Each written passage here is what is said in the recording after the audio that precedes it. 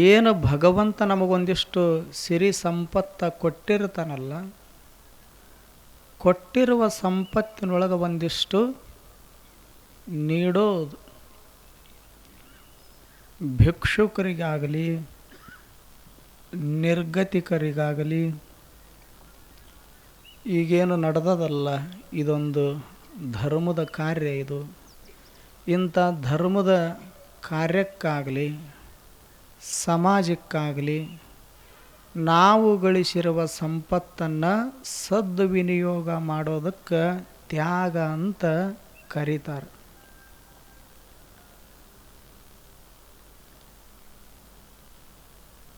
ತಾಯಿ ಮಗ ಇದ್ದರು. ಅವ್ರ ಮನೆಗೆ ಒಬ್ಬ ಕಳ್ಳ ಬಂದಿದ್ದ.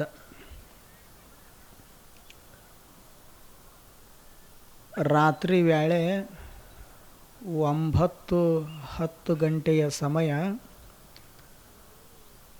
ಕಳ್ಳ ಬಂದು ಕಿಟಕಿಯೊಳಗೆ ಇಣುಕಿ ನೋಡಿದ. ತಾಯಿ ಮಗ ಊಟ ಮಾಡ್ಕೋತ ಕೂತಿದ್ರು. ದೀಪದ ಬೆಳಕಿನೊಳಗೆ ಅವ್ರ ಮುಖ ಕಾಣಿಸ್ತಿತ್ತು. ಕಳ್ಳನಿಗೆ ನೋಡ್ಕೋತ ನಿಂತಿದ್ದ. ಇನ್ನೇನು ಊಟ ಮಾಡಾಕತ್ಯಾರ, ಮುಗಿದ ಬಳಿಕ ಮಲಗತ್ತಾರ. ಮಲಗಿದ ಬಳಿಕ ನಾನು ಏನು ಉದ್ದೇಶ ಇಟ್ಟುಕೊಂಡು ಬಂದೀನಿ ಅದು ನನಗೆ ಸಿದ್ಧಿ ಆಗ್ತದೆ, ಅದನ್ನು ಸಾಧಿಸಬಲ್ಲೆ ಅಂತ ತಿಳ್ಕೊಂಡು ಕಲ್ಪನಾ ಮಾಡ್ಕೋತ ನಿಂತಿದ್ದ.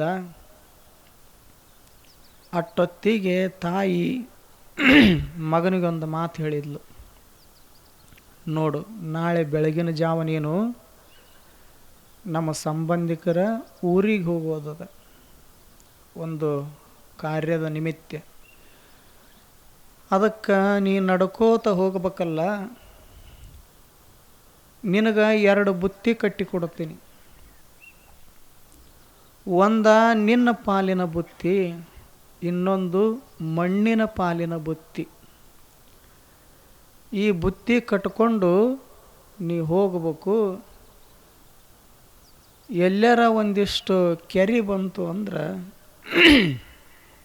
ಆ ಕೆರೆ ದೊಡ್ಡದೊಳಗೆ ಮುಖಮಜ್ಜನ ಮಾಡಿ ಒಂದಿಷ್ಟು ಗಿಡದ ಕೆಳಗೆ ಕೂತು ಊಟ ಮಾಡಿ ಮತ್ತೆ ನಡ್ಕೋತ ಹೋಗಬೇಕು ಊರಿಗೆ ಅಂತ ಇಷ್ಟು ಹೇಳುತ್ತಿದ್ದಳು. ಮಗ ಆಯಿತು ಅಂತ ಅವನು ಹೇಳಿದ.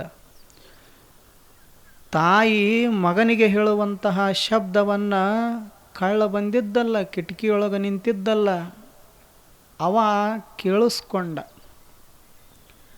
ಅವನಿಗೆ ಪರಮಾಶ್ಚರ್ಯ ಆಯಿತು. ಯಾಕ 2 ಬುತ್ತಿ, ಇವ ಇಲ್ಲಿ ತಕ 1 ಬುತ್ತಿ ಹೆಸರು ಕೇಳ್ಯಾನ. ಈಗ ತಾಯಿ ಮಗನಿಗೆ ಹೇಳಿರೋದು 1 ಬುತ್ತಿ ಕತೆ ಅಲ್ಲ, 2 ಬುತ್ತಿ. ಯಾವ್ಯಾವ 2? ಒಂದು ನಿನ್ನ ಪಾಲಿನ ಬುತ್ತಿ, ಇನ್ನೊಂದು ಮಣ್ಣಿನ ಪಾಲಿನ ಬುತ್ತಿ. ಇವು 2 ಏನು ಕೇಳಿದ? 2 ಬುತ್ತಿ ಯಾವಿರಬೇಕು? ನನ್ನ ಪಾಲಿಂದ ಅಂದ್ರೇನು, ಮಣ್ಣಿನ ಪಾಲಿನಂದ ಅಂದ್ರೇನು ಅಂತ ತಿಳ್ಕೊಂಡು ಇದೇ ವಿಚಾರದೊಳಗೆ ಮಗ್ನಾದ. ತಲೆಯೊಳಗೆ ಇದೇ ವಿಚಾರವನ್ನು ತುಂಬಿಕೊಂಡ. ಮುಂದೆ ತಾಯಿ ಮಗ ಉಂಡು ಮಲಗಿದ್ರು. ಇವನಿಗೆ ಒಳಗೆ ತಳಮಳ. ಇವ ಬಂದದ್ದು ಅದಕ್ಕೆ ಕಳ್ಳತನ ಮಾಡೋಕ್ಕೆ, ಯಾವುದಕ್ಕೆ ಬಂದಿದ್ದ ಅದನ್ನು ಮರೆತ. ತಲೆಯೊಳಗೆ ನನ್ನ ಪಾಲಿನ ಬುತ್ತಿ ಅಂದ್ರೇನು, ಮಣ್ಣಿನ ಪಾಲಿನ ಬುತ್ತಿ ಅಂದ್ರೇನು, ಇದನ್ನು ಭಾಳ ವಿಚಾರ ಮಾಡ್ಕೋತ ಕೊನೆಗೆ ಬೆಳಗ್ಗೆ ಹರಿದಿದ್ದು ಗೊತ್ತಾಗಲಿಲ್ಲ. ಬಂದದ್ದು ಕಳ್ಳತನ ಮಾಡಾಕ, ಎಲ್ಲ ಮರೆತ. ಬೆಳಗಾಯಿತು. ಆವಾಗ ತಾಯಿ ಬೆಳಗಿನ ಜಾವ ಬೇಗ ಎದ್ದು ಬುತ್ತಿ ಕಟ್ಟಿ ಮಗನ ಕೈಯಾಗ ಕೊಟ್ಟು ಆರಾಮಾಗಿ ಹೋಗಿ ಬಾ ಅಂತ ಹೇಳಿ ಕಳಿಸಿದ್ಲು. ಇವ ಮಗ ಬುತ್ತಿ ತಗೊಂಡು ಹೊರಟ. ಇವ ಏನು ಬುತ್ತಿ ತೊಗೊಂಡು ಹೊರಟಲ್ಲ, ಇವನ ಹಿಂದೆ ಇವನು ಹೊರಟ. ಯಾರು? ಕಳ್ಳ. ಇವ ಮುಂದೆ ಹೋಗುತ್ತಿದ್ದ, ಕಳ್ಳ ಹಿಂದಿಂದ ಹೋಗುತ್ತಿದ್ದ. ಬಹುದೂರ ನಡ್ಕೋತ ಹೋದರು. ಊಟದ ಸಮಯ ಆಗಿತ್ತು. ಹಾದಿಯೊಳಗೆ ಒಂದು ಕೆರೆ ಬಂತು. ಅಲ್ಲಿ ಕೆರೆ ದಡದೊಳಗೆ ಒಂದು ಗಿಡ ಇತ್ತು. ಆ ಗಿಡದ ಕೆಳಗೆ ಬುತ್ತಿ ಇಟ್ಟು ಅವ ಕೆರೆ ಒಳಗೆ ಒಂದಿಷ್ಟು ಮುಖಮಜ್ಜನ ಮಾಡಿಕೊಂಡು ಬಂದು ಉಂಡು ಮತ್ತೆ ನಡ್ಕೋತ ಹೋದ್ರಾತಂತ ತಿಳ್ಕೊಂಡು ಅವ ನೀರಿಗೆ ಇಳಿದು ಮುಖಮಜ್ಜನ ಮಾಡಿಕೊಂಡು ಮ್ಯಾಲ ಬಂದು ಹಿಂಗೆ ಒಂದಿಷ್ಟು ಬುತ್ತಿ ಉಚ್ಚಿದ. ಅವಾಗಿವ ಕಳ್ಳಿದ್ನಲ್ಲ, ಇವನು ನೀರಿಗೆ ಇಳ್ದ. ಇವನು ಮುಖ ತೊಳ್ಕೊಂಡ, ಒಂದಿಷ್ಟು ನೀರು ಕುಡ್ದ. ಇವನು ಮ್ಯಾಲ ಬಂದ. ನಮ್ಮ ದೇಶದ ಸಂಸ್ಕೃತಿ ಏನದ, ಅವ ಬುತ್ತಿ ಬಿಚ್ಕೊಂಡು ಕೂತಾನ. ಕಳ್ಳ ಅನ್ನೋದು ಅವನಿಗೆ ಗೊತ್ತಿಲ್ಲ. ಆದ್ರೆ ಅವನು ಮುಖಮಜ್ಜನ ಮಾಡಿ ಮ್ಯಾಲ ಬಂದಲ್ಲ ದಡಕ್ಕೆ. ಅವಾಗ ಅವ ಅಂದ, ಊಟ ಮಾಡೋಣ ಬನ್ನಿ ಅಂದ. ಯಾರಿಗೆ? ಕಳ್ಳಗ. ಕಳ್ಳ ಅದಾನ ಅನ್ನೋದು ಅಷ್ಟೇ ಗೊತ್ತಿಲ್ಲ. ಇವಾಗ ಕಳ್ಳಂದ, ನಾವು ಮಾಡೇ ಬಂದೀವಿ, ನೀವು ಮಾಡ್ರಿ ಅಂದ. ಇಲ್ಲ, ಹಾಗೇನಿಲ್ಲ, ಮತ್ತು ಇರೋರ ಇಬ್ರು ಅದೀವಿ ಇಲ್ಲಿ ಕೆರೆ ದಡದ ಮೇಲೆ, ಮತ್ತೊಬ್ರಿಲ್ಲ, ನೀವು ಬನ್ನಿ, ಇಬ್ಬರೂ ಕೂಡಿ ಊಟ ಮಾಡೋಣ ಅಂತ ಮತ್ತೆ ಕರೆದ. ಆಯ್ತಂತ ಬಂದು ಮುಂದೆ ಕುಂತ. ಅವಾಗ ಒಂದೆರಡು ರೊಟ್ಟಿ ಹಚ್ಚಿ ಇವನ ಕೈಯಾಗ ಕೊಡಕ್ಕೆ ಬಂದ. ನಂದೊಂದು ಪ್ರಶ್ನೆ ಅದ. ನನ್ನ ಪ್ರಶ್ನೆಗೆ ನೀವು ಉತ್ತರ ಹೇಳಿದ್ರೆ ನಾನು ನಿಮ್ಮ ರೊಟ್ಟಿ ತಿಂತೀನಿ, ಸ್ವೀಕಾರ ಮಾಡ್ತೀನಿ ಅಂತ ಕಳ್ಳ ಅಂದ. ಅವಾಗ ಏನದು ಅಂತ ಅವ ಅಂದ. ಅವಾಗ ಇದ್ದದ್ದನ್ನು ಇದ್ದಂಗೆ ಹೇಳಿದ. ನಾನು ಅತಿಥಿ ಅಂತ ತಿಳ್ಕೊಂಡಿರಿ ನೀವು, ಆದರೆ ನಾನು ನಿಜವಾಗಿಯೂ ಕಳ್ಳದೀನಿ. ನಿನ್ನೆ ರಾತ್ರಿ 10-11 ಬಂದೀನಿ ನಿಮ್ಮ ಮನೆ ಬಾಗಿಲದ ಹಿತ್ತಲದೊಳಗೆ, ಕಿಟಕಿಯೊಳಗೆ. ನೀನು ನಿಮ್ಮ ತಾಯಿ ಏನೇನು ಮಾತಾಡಿರಿ ಎಲ್ಲ ಗೊತ್ತು ನನಗೆ. ನಿಮ್ಮ ತಾಯಿ ಒಂದು ಮಾತು ಹೇಳಿದ್ಲಲ್ಲ, ನಿನಗೆ ಬುತ್ತಿ ಕಟ್ಟಿ ಕೊಡ್ತೀನಿ, ಒಂದು ನಿನ್ನ ಪಾಲಿನ ಬುತ್ತಿ, ಒಂದು ಮಣ್ಣಿನ ಪಾಲಿನ ಬುತ್ತಿ ಅಂತ ಹೇಳ್ತಿದ್ದಳಲ್ಲ. ಅದನ್ನು ಕೇಳಿಸ್ಕೊಂಡು ಅದನ್ನು ವಿಚಾರ ಮಾಡ್ಕೋತ ಕಳ್ಳತನ ಮಾಡೋದನ್ನು ಮರೆತೀನಿ ನಾನು. ಆದ್ದರಿಂದಲೇ ಆ ಸತ್ಯವನ್ನು ತಿಳ್ಕೊಬೇಕಂತ ತಿಳ್ಕೊಂಡು ನಿನ್ನ ಹಿಂದೆ ನಾನು ಹೊರಟು ಬಂದೀನಿ. ಅದಕ್ಕೆ ನನ್ನ ಪ್ರಶ್ನೆ ಏನು ಅಂತ ಕೇಳಿದರೆ, ನನ್ನ ಪಾಲಿನ ಬುತ್ತಿ ಅಂದ್ರೇನು, ಮಣ್ಣಿನ ಪಾಲಿನ ಬುತ್ತಿ ಅಂದ್ರೇನು, ಇದಕ್ಕೆ ನೀನು ಉತ್ತರ ಹೇಳಿದಿ ಅಂದ್ರೆ ಇಬ್ಬರು ಕೂಡಿ ಪ್ರಸಾದ ಮಾಡೋಣ ಅಂತ ಕಳ್ಳ ಹೇಳಿದ. ಅವಾಗ ಅವ ಹೇಳ್ತಾನೆ, ಇದರೊಳಗೇನು ದೊಡ್ಡ ಮಹಾ ಅದ. ನನ್ನ ಪಾಲಿನ ಬುತ್ತಿ, ಮಣ್ಣಿನ ಪಾಲಿನ ಬುತ್ತಿ ಅಂದ್ರೆ ಬೇರೆ ಏನೂ ಅಲ್ಲ. ಈಗ ನನ್ನ ತಾಯಿ 4 ರೊಟ್ಟಿ ಕಟ್ಟಿ ಕೊಟ್ಟಾಳ ನನಗೆ ಬುತ್ತಿನ. ಇದರೊಳಗೆ 4 ರೊಟ್ಟಿ ಅದಾವು. ನಾನು ಈ 4 ರೊಟ್ಟಿಯೊಳಗೆ ಯಾರಿಗೂ ಒಂದು ತುಣುಕು ಕೊಡಲಾರ್ದಂಗೆ 4 ನನಗೆ ಇರಲಿ ಅಂತ ಸ್ವಾರ್ಥ ಭಾವದಿಂದ ತಿಂದ್ಯ ಅಂದ್ರೆ ಅದು ಏನಾಗ್ತದ? ಸ್ವಾರ್ಥ ಭಾವದಿಂದ ತಿಂದ್ಯ ಅಂದ್ರೆ ಅದು ಜೀರ್ಣ ಆಗ್ತದೆ, ಮುಂಜಾನೆ ಮಣ್ಣಿಗೆ ಸೇರ್ತದೆ. ತಿಳಿತದೋ ಇಲ್ಲೋ? ಸೂಕ್ಷ್ಮದ ಮಣ್ಣಿಗೆ ಸೇರುತ್ತದೆ. ಇದು ಮಣ್ಣಿನ ಪಾಲಿನ ಬುತ್ತಿ. ಏನು ಒಂದು 4 ರೊಟ್ಟಿ ಅದಾವಲ್ಲ, ಇದರಾಗ ನಿನಗೆ 2 ಕೊಟ್ಟು ನಾನು 2 ತಿಂದೆ ಅಂದ್ರೆ ನಿನಗೆ 2 ಕೊಟ್ಟಿದ್ದಕ್ಕೆ ನನಗೆ ಪುಣ್ಯ ಬರ್ತದೆ. ಇದು ನನ್ನ ಪಾಲಿನ ಬುತ್ತಿ ಅಂತ ಹೇಳಿದವ. ಇನ್ನೊಬ್ಬರಿಗೆ 2 ಕೊಟ್ಟು ತಿಂದೇವಿ, ಪುಣ್ಯ ಬರ್ತದೆ, ಅದು ಪುಣ್ಯ ನಮ್ಮ ಪಾಲಾಗ್ತದೆ. ಇದು ನನ್ನ ಪಾಲಿನ ಬುತ್ತಿ. ನಿನಗೆ ಕೊಡಲಾರ್ದಂಗೆ ಮುಂದೆ ಕೂಡಿಸ್ಕೊಂಡು 4 ರೊಟ್ಟಿ ನಾನಾ ತಿಂದೆ ಅಂದ್ರೆ ಬೆಳಗಿನ ಜಾವ ಮಣ್ಣಿಗೆ ಸೇರುತ್ತದೆ ಇದು ಮಲ ಆಗಿ. ಅದು ಮಣ್ಣಿನ ಪಾಲಿನ ಬುತ್ತಿ ಅಂದ. ಹೇಳೋ ಉದ್ದೇಶ ಏನಿರ್ತದೆ ಅದನ್ನು ಕೊಡೋದಕ್ಕೆ ತ್ಯಾಗ ಅಂತ ಕರೀತಾರೆ. ನಮ್ಮ ಬಳಿ ಏನಿರ್ತದ ಅದನ್ನೊಂದಿಷ್ಟು ಹಂಚಿಕೊಂಡು ಕೊಟ್ಟು ತಿಂದು ಅವರನ್ನೂ ಸಂತೋಷಪಡಿಸೋದು, ನಾವು ಸಂತೋಷವಾಗಿ ಇರೋದಕ್ಕೆ ಏನಂತಾರ? ತ್ಯಾಗ ಅಂತ ಕರೀತಾರ. ಆ ಬಳಿಕ ಈಗೇನು ಕೊಡ್ತೀವಲ್ಲ, ನೀಡ್ತೀವಲ್ಲ, ಆ ನೀಡೋದ್ರೊಳಗೆ ಕೊಡೋದ್ರೊಳಗೆ ಏನಾಗ್ತದ? ಅಂತಃಕರಣ ಒಳಗೆ ನಾನು ಕೊಟ್ಟೀನಿ, ನಾನು ಮಾಡೀನಿ ಅನ್ನುವಂಥ ಅಹಂಭಾವ ಮೂಡುತ್ತದೆ. ಅಲ್ಲಿ ಅಂತಃಕರಣ ಮಲಿನ ಆಗ್ತದೆ. ಆದ್ದರಿಂದ ಕೊಡಬೇಕು, ಕೊಟ್ಟ ಬಳಿಕ ಮತ್ತೆ ಮರೆತು ಬಿಡಬೇಕು. ನಾನು ಕೊಟ್ಟೀನಿ ಅಂತ ಹೇಳಬಾರದು. ಆ ಕರ್ತೃತ್ವ ಭಾವ ಅಂತರಂಗದೊಳಗೆ ಮೂಡಬಾರದು. ಅದಕ್ಕೆ ನೀಡೋದು, ನೀಡಿ ಮರೆತು ಬಿಡೋದು. ಯಾರಿಗಾದರೂ ಒಂದಿಷ್ಟು ದಾನ ಧರ್ಮ ಮಾಡೋದು, ಮಾಡಿದ್ದನ್ನು ಮರೆತು ಬಿಡೋದು. ಹೀಗೆ ಮಾಡಿದ್ರೆ ಅಂತಃಕರಣ ಶುದ್ಧಿ ಆಗ್ತದೆ. ನಾ ಮಾಡೀನಿ ಅನ್ನುವಂಥ ಭಾವ ಬಂತು ಅಂದ್ರೆ ಮಲಿನ ಆಗ್ತದೆ. ಅಂತಃಕರಣ ಮಲಿನ ಆಯಿತು ಅಂದ್ರೆ ಜ್ಞಾನ ಲಭಿಸುವುದಿಲ್ಲ. ಆವಾಗ ಮನುಷ್ಯ ಅಜ್ಞಾನಿ ಆಗ್ತಾನೆ. ಅದಕ್ಕೆ ಮಾಡಿ ಮರೆತು ಬಿಡಬೇಕು. ಒಬ್ಬ ಮಹಾರಾಜಿದ್ದ. ಮಹಾರಾಜ ಅನ್ನ ಛತ್ರವನ್ನು ಇಟ್ಟಿದ್ದ.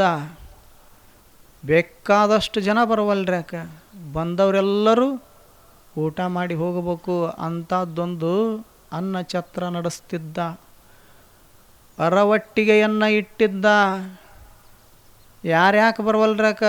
ಬಂದವರು ಅನ್ನ ಪ್ರಸಾದ ಮಾಡೋದು, ತಣ್ಣನೆಯ ನೀರು ಕುಡಿದು ಸಂತೋಷಪಟ್ಟು ಹೋಗ್ಬೇಕಂತ ತಿಳ್ಕೊಂಡು ಅನ್ನ ಛತ್ರ ಅರವಟ್ಟಿಗೆ ಇಡುತ್ತಿದ್ದ ದಿನಂಪ್ರತಿ. ಅಷ್ಟೇ ಅಲ್ಲ, ಸಾವಿರಾರು ಜನಗಳಿಗೆ ಆಶ್ರಯದಾತ ಆಗಿದ್ದ. ನಿರ್ಗತಿಕರಿಗೆ, ಬಡವರಿಗೆ ಒಂದಿಷ್ಟು ಸಹಾಯ ಹಸ್ತವನ್ನು ಚಾಚ್ತಿದ್ದ. ಇಂಥ ಒಬ್ಬ ಮಹಾರಾಜನಿಗೆ ಇದ್ದಕ್ಕಿದ್ದಂತೆಯೇ ಒಂದು ದಿವಸ ಹಿಂಗೆ ಅನಿಸಿತಲ್ಲ, ಒಳಗೆ ಆ ಭಾವ ಬಂತು. ನಾನು ಇಷ್ಟೆಲ್ಲ ಅನ್ನ ಛತ್ರ ನಡೆಸ್ತೀನಿ, ಅರವಟ್ಟಿಗೆಯನ್ನು ಇಟ್ಟೀನಿ, ಸಾವಿರಾರು ಜನರಿಗೆ ಆಶ್ರಯದಾತ ಆಗೀನಿ, ಅದಕ್ಕೆ ನನ್ನನ್ನು ಎಷ್ಟು ಕೊಂಡಾಡ್ತಾರೋ ಏನೋ ನಾಡಿನೊಳಗೆ ಅಂತ ತಿಳ್ಕೊಂಡು ಒಂದು ದಿವಸ ರಾಜನ ವೇಷವನ್ನು ಬದಲಾಯಿಸಿದ. ರಾಜನ ವೇಷವನ್ನು ಮರೆಮಾಚಿಕೊಂಡು ಯಾರಿಗೂ ಗೊತ್ತಾಗಲಾರ್ದಂಗೆ ಸಾಮಾನ್ಯರ ವೇಷವನ್ನು ಧರಿಸಿಕೊಂಡು ನಾಡಿನೊಳಗೆ ಹೀಗೆ ಬಂದ. ಅಂದ್ರೆ ಇವನ ತಲೆಗೇನು, ಇಷ್ಟೆಲ್ಲ ನಾ ಮಾಡೀನಿ, ನನ್ನ ನೆನೆಸ್ತಾರೋ ಏನಿಲ್ಲೋ, ನನ್ನ ಸುದ್ದಿ ಮಾತಾಡ್ತಾರೋ ಏನು ಇಲ್ಲೋ ಅಂತ ತಿಳ್ಕೊಂಡು ಪರೀಕ್ಷೆ ಮಾಡಾಕ ರಾಜನ ವೇಷವನ್ನು ಮರೆಮಾಚಿಕೊಂಡು ಸಾಮಾನ್ಯರ ವೇಷದೊಳಗೆ ಬಂದಾನ. ಬಂದ ಬಳಿಕ ತಿರುಗಾಡಿ ನೋಡಿದ, ಯಾರು ಮಾತಾಡ್ಬೇಕು ಇವನು ಸುದ್ದಿ? ಅವ್ರ ಸುದ್ದಿನ ಅವ್ರಿಗೆ ರಗಡಾಗಿತ್ತು. ಒಬ್ಬರದು ಇವನ ಮುಖದಿಂದ ಹೆಸರಿಲ್ಲ. ಮುಂಜಾನಿಂದ ಸಂಜೆ ತನ ತಿರುಗಾಡಿದ. ಒಬ್ಬರ ಇವನು ಸುದ್ದಿ ತೆಗಿಬೇಕಲ್ಲ, ಯಾರೂ ನೆನೆಸಲಿಲ್ಲ. ಇಂಥ ಒಬ್ಬ ನಮ್ಮ ನಾಡಿನೊಳಗೆ ಮಹಾರಾಜದನ, ಅನ್ನ ಛತ್ರ ನಡೆಸ್ತಾನ, ಅರವಟ್ಟಿಗೆಯನ್ನು ಇಟ್ಟಾನ, ಸಾವಿರಾರು ಜನಗಳಿಗೆ ಆಶ್ರಯ ನೀಡ್ಯಾನಂತ ಒಬ್ಬರೂ ಸಹಿತ ಮಾತಾಡಲಿಲ್ಲ. ಅವಾಗ ಮುಂಜಾನಿಂದ ಸಂಜೆ ತನ ತಿರುಗಾಡಿ ಬಂದ. ಜಗತ್ತಿನ ಜನ ಭಾಳ ವಿಚಿತ್ರದ ಅಂದ. ಇಷ್ಟೆಲ್ಲ ಉಪಕಾರ ಮಾಡಿದ್ರೂ ಸಹಿತ ಒಬ್ಬರು ನನ್ನ ಹೆಸರು ಹೇಳ್ತಾ ಇಲ್ಲ ನಾಡಿನೊಳಗೆ. ಮತ್ತಿವರು ನನ್ನ ಹೆಸರು ಹೇಳಬೇಕಾಗಿತ್ತು, ನನ್ನದೇ ಸುದ್ದಿ ಮಾತಾಡ್ಬೇಕಾಗಿತ್ತಂದ್ರೆ ಏನಾದರೂ ಮಾಡ್ಬೇಕಂತ ತಿಳ್ಕೊಂಡು ಕೊನೆಗಿವ ಏನು ಮಾಡಿದ, ತನ್ನದೇ ಒಂದು ಮೂರ್ತಿ ಮಾಡಿಸಿ ಆ ನಾಡಿತ್ತಲ್ಲ ಒಂದು ಮಧ್ಯದೊಳಗೆ ಆ ಊರೊಳಗೆ ನಿಲ್ಲಿಸಿದ, ಮೂರ್ತಿ ಪ್ರತಿಷ್ಠಾಪನೆ ಮಾಡಿದ. ಮತ್ತು ಸಾವಿರಾರು ಜನರಿಗೆ ಊಟ ಹಾಕಿಸಿದ. ಎಲ್ಲರೂ ಬಂದರು, ಉಂಡ್ರು, ಇವನಿದ್ರಿಗೆ ಮಹಾರಾಜನ ಹೊಗಳಿದ್ರು, ಮತ್ತು ಹೋದರು. ಒಂದು ವಾರ ಬಿಟ್ಟು, ಮೂರ್ತಿ ಪ್ರತಿಷ್ಠಾಪನೆ ಆದ ಬಳಿಕ ಒಂದು ವಾರ ಬಿಟ್ಟು, ಈಗರ ನನ್ನ ಸುದ್ದಿ ಮಾತಾಡ್ತಾರೋ ಏನಿಲ್ಲೋ, ಈಗರ ನನ್ನ ಹೊಗಳ್ತಾರೋ ಏನಿಲ್ಲ ಅಂತ ತಿಳ್ಕೊಂಡು ಮತ್ತು ಆ ಮೂರ್ತಿ ಹತ್ತಿರ ಬಂದ. ಮೂರ್ತಿ ಧೂಳು ತಿನ್ನಕತ್ತಿತ್ತದು.